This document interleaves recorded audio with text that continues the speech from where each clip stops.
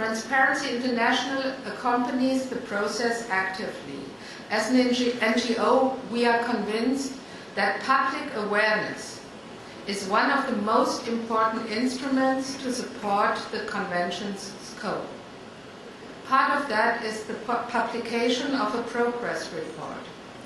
The first report was published in March 2005, covering 24 countries, the second in June 2006, covering 31 countries, and the third, most recent from this year, covering the enforcement performance of 34 countries.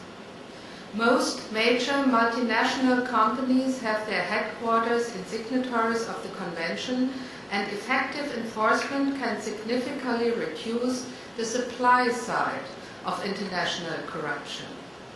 Enforcement of the OECD Convention is crucially important in the fight against international corruption.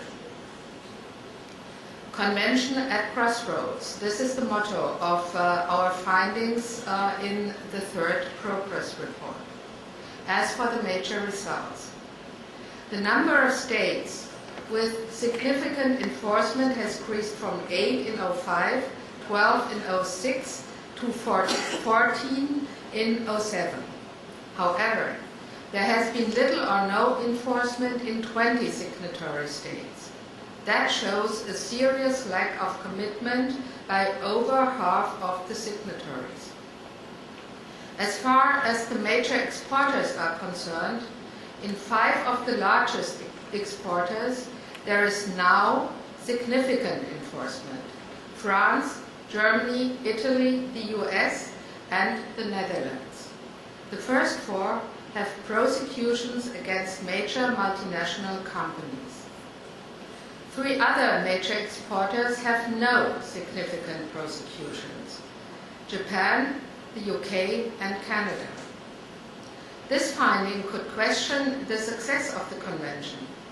As shown above, the concept is a collective commitment to end foreign bribery. Part of the concept is the play by the same rules of at least the major exporters. On the other hand, TI experts report that there have been improvement in enforcement systems in 14 countries.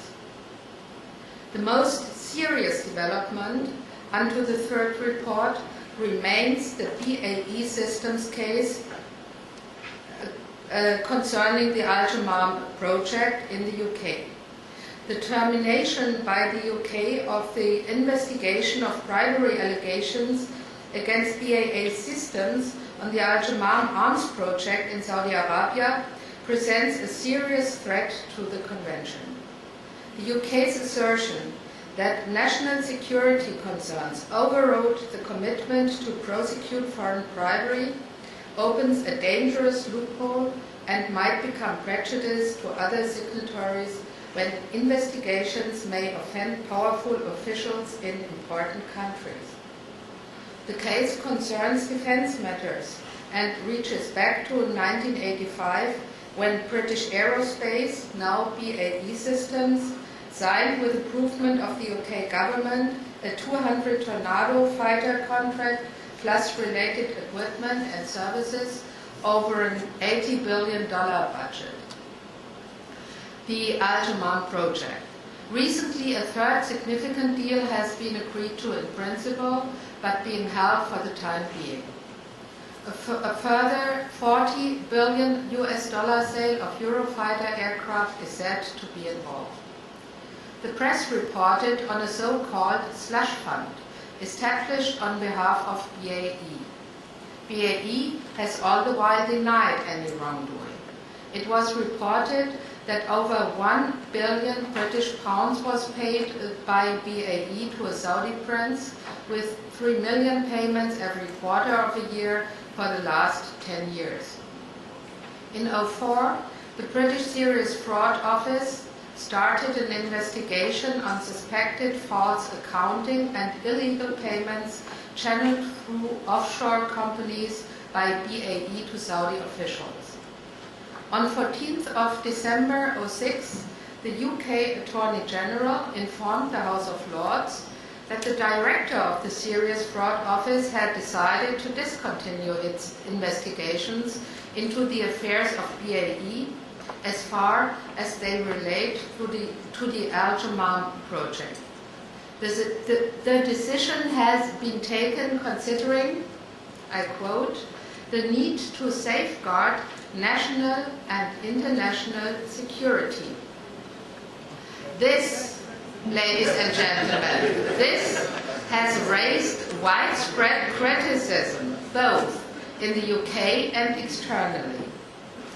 More recently, the Swiss government announced that it was investigating Saudi-owned Swiss bank accounts, and in June 2007, both the US Department of Justice and the Securities and Exchange Commission announced that they were investigating alleged BAE payments to Saudi officials in connection with the Al-Jamam project.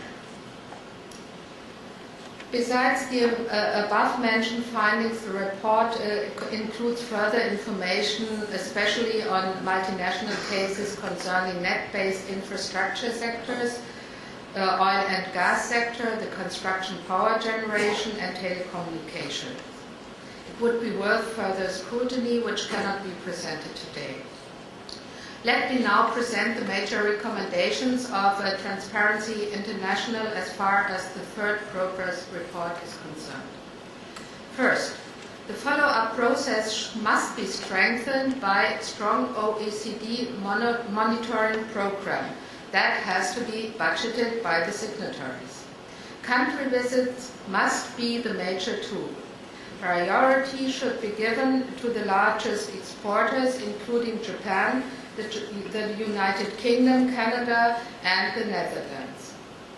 Second, overcome the consequences of the UK's termination of the Al-Jamam investigation.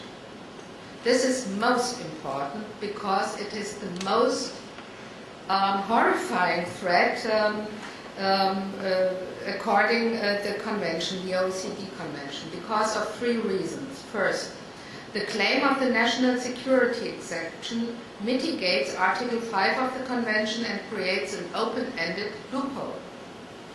Second, it meets with a lack of commitment of the UK as a leading exporter to correct its antiquated corruption laws and its lack of prosecuting foreign bribery until now.